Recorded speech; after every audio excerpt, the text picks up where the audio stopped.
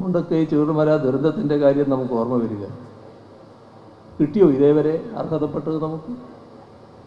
എന്താണ് നമുക്ക് ഉള്ള വീഴ്ച? നമ്മൾ ഈ രാജ്യത്തിന് ചേരാത്തവരാണോ? ഈ രാജ്യത്തിൻ്റെ ഭാഗമായി നിൽക്കാൻ പറ്റാത്തവരാണോ? ഈ രാജ്യത്തിൻ്റെ പൊതുവായ കാര്യങ്ങൾ എടുത്തു നോക്കിയാൽ നേരത്തെ പറഞ്ഞ നമ്പർ 1 ഇല്ലേ, വിവിധ സ്ഥാനങ്ങളിൽ നമ്പർ 1 സ്ഥാനം കരസ്ഥമാക്കിയുള്ള സംസ്ഥാനമാണ് കേരളം. അഭിമാനപൂർവ്വം രാജ്യത്തിൻ്റെ ഭാഗമായി നിൽക്കുന്ന സംസ്ഥാനമാണ്. ആ സംസ്ഥാനത്തിനാണ് ദുരന്തമുണ്ടായപ്പോൾ അതിന് നേരെ കണ്ണടക്കുന്ന നില. ദുരന്തത്തിൽ സഹായമല്ലേ നൽകേണ്ടത്? തിരിച്ചടക്കാനുള്ള വായ്പയാണോ കൊടുക്കേണ്ടത്? വായ്പ വേറൊരു ഭാഗമല്ലേ? അത് സഹായത്തിന് പകരമാവില്ലല്ലോ. സഹായിക്കേണ്ടത് കേന്ദ്ര ഗവൺമെൻറ്റിൻ്റെ ബാധ്യതയല്ലേ? ആ ബാധ്യത ഇനിയും നിറവേറ്റേണ്ടതായിട്ടുണ്ട്.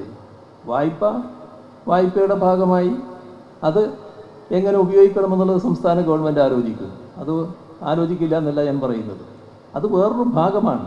പക്ഷേ സർക്കാരിന്, നാടിന്, കേരളത്തിന് ദുരന്തത്തിൻ്റെ ഭാഗമായി ലഭിക്കേണ്ട സഹായം അതേ രീതിയിൽ തന്നെ ലഭിക്കേണ്ടതുണ്ട്. അതിനുള്ള സമ്മർദ്ദം നാം ഇനിയും തുടരേണ്ടതായിട്ടുണ്ട്.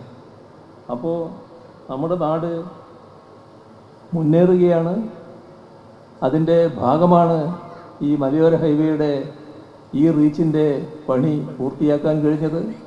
ഒരു സന്തോഷകരമായ നിലയുള്ളത്, ഇത്തരം കാര്യങ്ങളിൽ എല്ലാ അഭിപ്രായ വ്യത്യാസങ്ങളും മറന്നുകൊണ്ട് നമ്മുടെ നാടിൻ്റെ ജനങ്ങൾ, നാടാകെ എന്ന് പറയുന്നതിന് മടിക്കുന്നില്ല, നാടാകെ ഇത്തരം കാര്യങ്ങളെ പിന്താങ്ങാൻ തയ്യാറാകുന്നു എന്നതാണ്.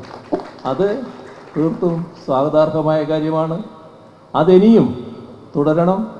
അതായിരിക്കും നമ്മുടെ നാടിൻ്റെ ഭാവി കൂടുതൽ ശോഭനമാക്കാൻ വേണ്ടി നടത്തുന്ന സർക്കാരിൻ്റെ പ്രവർത്തനങ്ങൾക്ക് കരുത്തു പകരുക.